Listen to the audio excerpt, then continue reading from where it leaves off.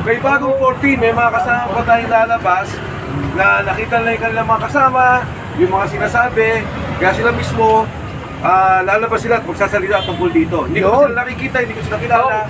Sabihin ni Matipag, bayad na naman yan. Ha? Sabihin ni Matipag, bayad na naman yan. Ewan ko sa kanya. Sabihin niya naman, bibigyan mo na naman sa gilid. Oo, grabe.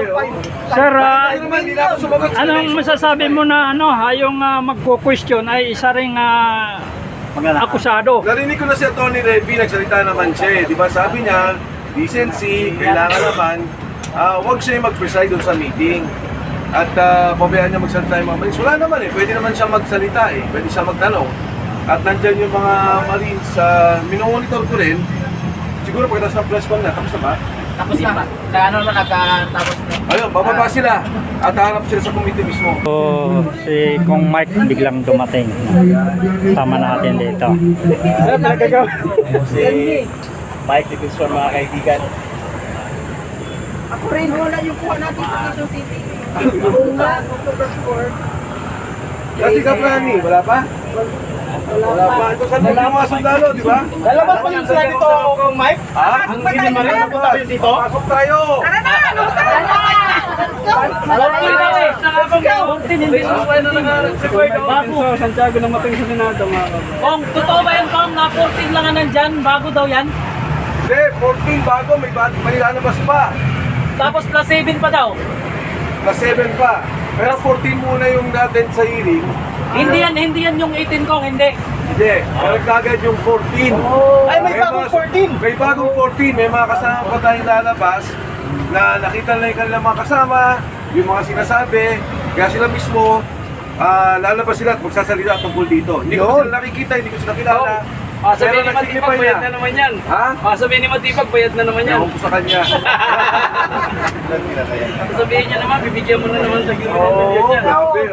Sir, Ay, naman, hindi na ako sumagot sa anong question. masasabi mo na yung magko-question ay isa ring akusado? Narinig ko na si Atty. Revy, nagsalita naman siya. Di ba sabi niya, decency, kailangan naman, huwag siya mag-preside doon sa meeting.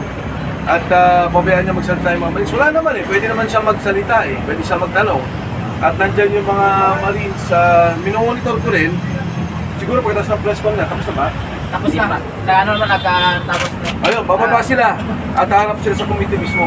Consultative hearing ang sinasabing pag-uusap ngayon nitong patawag na ginawa nila. So hindi pa yan ang formal talaga na Blue Ribbon hearing? Hindi ko alam kung anong ano nila doon, pero sila mismo nagsalita na consultative hearing. Supposedly walang contempt yan. Kaya ako naman kasi walang impitasyon. Ako mismo, sinasabi lang na sa social media may impitasyon ako, pero ang official na impitasyon dyan lang sa 18 Marines at kay Tony Batikon. Hindi kailangan na pumunta ka sa Kung anong masasabi mo? Dito lang naman ako eh. Kung anong masasabi mo kung ayaw daw papasukin yung 14 eh, kaya napapresko na lang sa office ni Yung Pasilla. 18 yan. Yung 18 kanina, ayaw papasukin. Tapos ngayon, pinayagan nila, nandun sa office ni Senator Robin Padilla. Nagpagkatapos naman, bababa sila. Hahanap sila kung papayagan sila at kung pagsasalitain sila. Pero yung 14, karagdagan yun. Ha? Lalabas yun sa Webes, sa patawag ni Senator Dante Marcoleta. Mga sundalo din yun, Kong. Mga kasama nila, mga retired, mga nasundalo. Aha. Merong binang... 14 yun, may dadagdag pa na 7. Meron pa daw 7. Ha? Oo, 7 pa daw po daw. Ha? 7 pa po daw ang Hindi, idadagdag. 14 muna ang lalabas. 14 plus 7. 21. Kung ibig sabihin tong meron pang susunod na Blue Ribbon na pangungunahan po nila Senator Marcoleta. Meron pa. Meron pa. Bukas, di ba? At magsasalita pa yung 14 na mga sundalo. Nagpapasalamat ako sa kanila. Ngayon pa lang, hindi ko sila kilala. Hindi ko alam kung ano sasabihin nila, pero malamang-lamang, mabigat yung mga sasabihin itong 14 ito. Kalagdagan at magpapatunay dun sa sinabi niyang 18. Paano kaya kung totohanin ni Erwin Tulfo yung banta niya na may pipelyuhan siya pag nag-7 yung Ribbon na ulit sila? Ano naman ata, yung pagbabanta ni, umaling na naman siya doon. Pero yung pagbabanta niya, di ba, sa kapwa niya senador. Palagay ko, hindi pa payag yung 18 months para sa Baka mamuntol ko siya. Sabi ni Senator Robin Padilla, unahin daw siya kwilyoan eh. Wag, Oo nga. yun ay Oo. mga kasama, iwas tayo sa fake news kasi nagsagot na si Ruben Padilla doon na hindi niya pahayag yun. Okay, okay. Nagsalita siya mismo na hindi niya pahayag yun. At least klaro. Oo. Iwas tayo sa fake news. Dapat doon tayo sa page mismo ni Senator So, Robin. ibig sabihin kung wala, di kayo kasali ngayon sa pinatawag. Hindi ako pinatawag eh. Dapat ka-attend ako. Pero kanina umaga, nag-coordinate ako dun sa mga sundalo. Kino-coordinate ko yung mga nangyayari. Kaya medyo nahuli ako sa pagdating dito. Pero, pinopul check ko eh. Dahil nga dapat susulat din ako kay Senator Cayetano. Na ano ba to? Mayroong sulat sa amin. Pero wala namang official na binigay sa akin. Baka sabihin naman, nag-representa ako na hindi naman ako inimbitahan. So walang subpoena dumating sa'yo, Kong. Wala. Walang imbitasyon. Doon sa 18 Marines, Kong, meron ding Meron, subpoena. meron. Attorney Levy, tapos pinanggit yung 18 pa rin. Kami na lang mag-iimbita sa iyo, sir. Yan. Ayan, mga kababayan. Pero hindi natin ha, Congressman Mike monitor pa Dipinto. tayo. Hindi pa ito tapos. Sa mga kababayan po natin na nanonood ngayon, kung gusto nyo po magpunta rito, sumama po kayo sa amin kasi hindi po natin alam ang mangyari. At kami po naman nandito para proteksyonan din.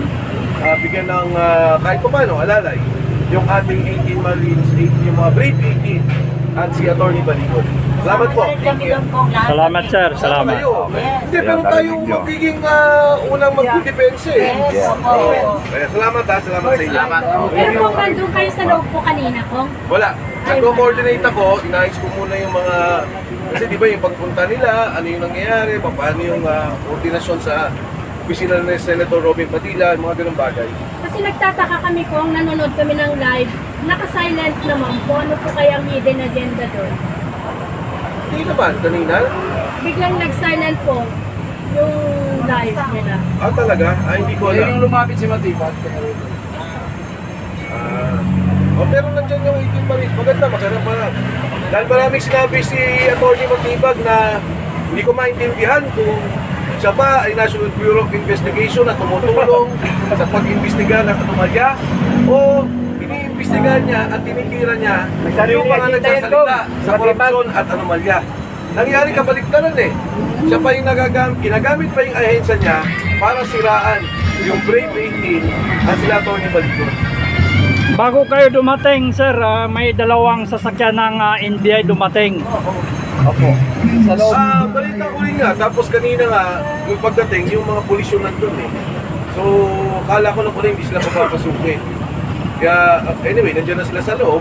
Magsasalita yung mga yan, di yan takot.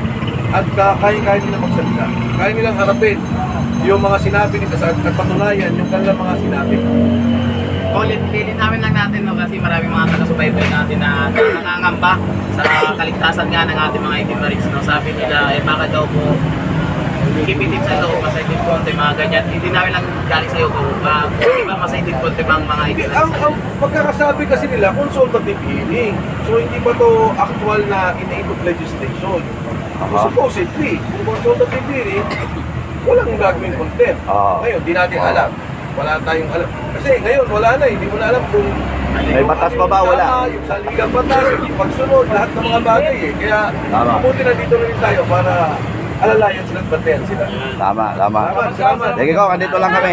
Kung isa na lang, Kong, yung congressman po ng Palawan, ay po yung name. Alvarez. Alvarez po, itinatanggi po niya na nakatanggap po siya ng malitang bakit po nasama yung pangalan niya. Una sa lahat, nagpapasalamat daw kay Congressman Pepito Alvarez sa pagdalo.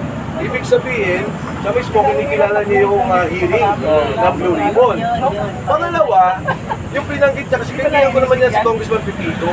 Ang sabi niya, baka naman daw yung pagtawag ng staff ko dahil yung may impeachment doon, kay Pangulong Bongbong Marcos, tinawagan daw ng o nag-message yung staff ko na para sumama siya. At kung hindi sumama, hindi yung pangalan niya. Una po sa lahat, ako naman may pag-respeto kay Congressman Pepito Alvarez. Hindi ko kinakaila na may mga tinawagan ako para pumirma kung sino man ang gustong mag-endorse ng impeachment complaint. Pero hindi naman pala yung staff ko mag-message sa kanya. Ako mismo tatawag. Kaya po yung sinasabi yun, hindi po yung totoo. Baka scam yun. Baka may nagpapanggap, message sa kanya. Pero kung staff ko po yun, hindi yung gagawin. At pangalawa, kung meron man gano'n, ako mismo tatawag sa kanya bilang paggalang kay Congressman Alvarez. Thank you. Okay,